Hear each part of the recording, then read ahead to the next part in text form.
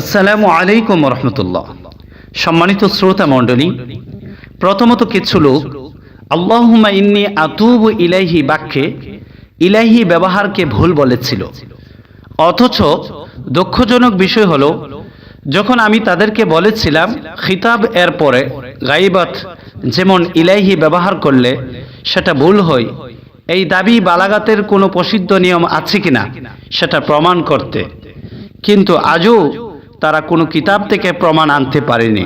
কারণ আসলে যারা বাতিল তারা কখনো সত্যিকারের প্রমাণ আনতে পারবে না। দ্বিতীয়ত, আল্লাহুম্মা ইন্নী আতুবু ইলাইহি, এখানে ইলাইহি কার দিকে ফিরছে? তাদের আপত্তি এখানে নাকি তৃতীয় কোনো ব্যক্তির দিকে তওবা করা হচ্ছে। নাউযুবিল্লাহ। এটা কত বড় জাহিলি! কেননা আরবি নাহু ও বালাগাতের প্রসিদ্ধ কায়দা হলো আল আসলু ফি দমিরি আই ইউযকারা লাহু মারজিউন মুতাকদ্দিমুন, অর্থাৎ দমির এর মূল নিয়ম হলো এর আগে যার দিকে ফিরছে সেই মারজিয়া অবশ্যই উল্লেখ থাকবে।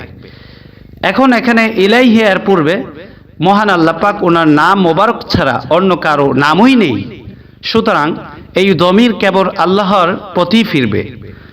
তাই আল্লাহুম্মা ইন্নী আতুবু ইলাইহি এর অর্থ হবে, হে মহান আল্লাহ পাক, নিশ্চয়ই আমি তওবা করছি, আপনি সেই সত্তা যার দিকে আমি ফিরছি।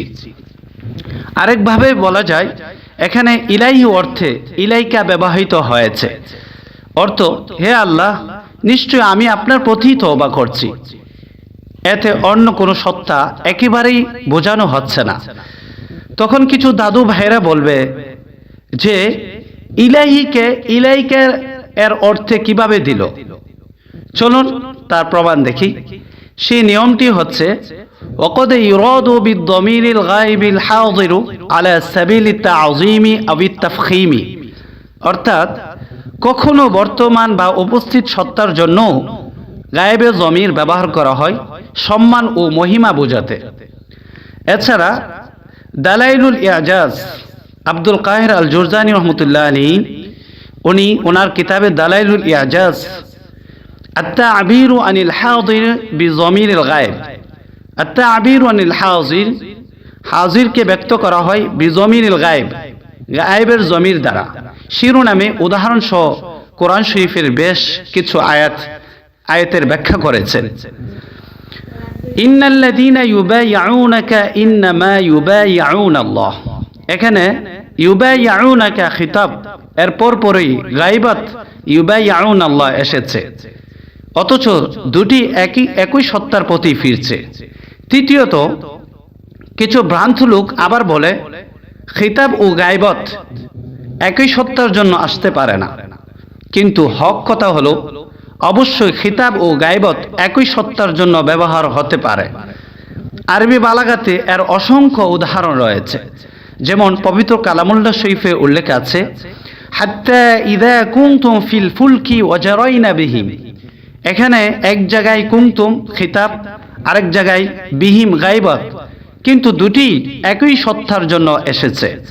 কবিতার উদাহরণের মধ্যেও এসেছে ক্বাল শাইরু ইয়াকে আনি ওয়াসমাই ইয়া জারাতু, তোমাকে আমি উদ্দেশ্য করছি হে আমার, আর শোনো হে আমার প্রতিবেশিনী।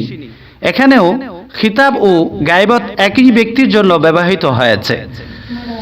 সম্মানিত শ্রোতা মণ্ডলী, আপনারা উক্ত আলোচনা থেকে দিবালোকে স্পষ্টভাবে বুঝেছেন আল্লাহুম্মা ইন্নী আতুবু ইলাইহি একেবারেই সঠিক ও বালাগাত সম্মত বাক্য।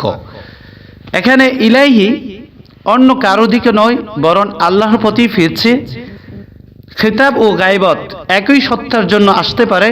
কোরআন শরীফ ও হাদিস শরীফ ও আরবি সাহিত্যে এটার অসংখ্য প্রমাণ রয়েছে। আল্লাহ পাক যেন আমাদের সকলকে উক্ত আলোচনা বোঝার তৌফিক দান করুন। সকল বলেন আমিন।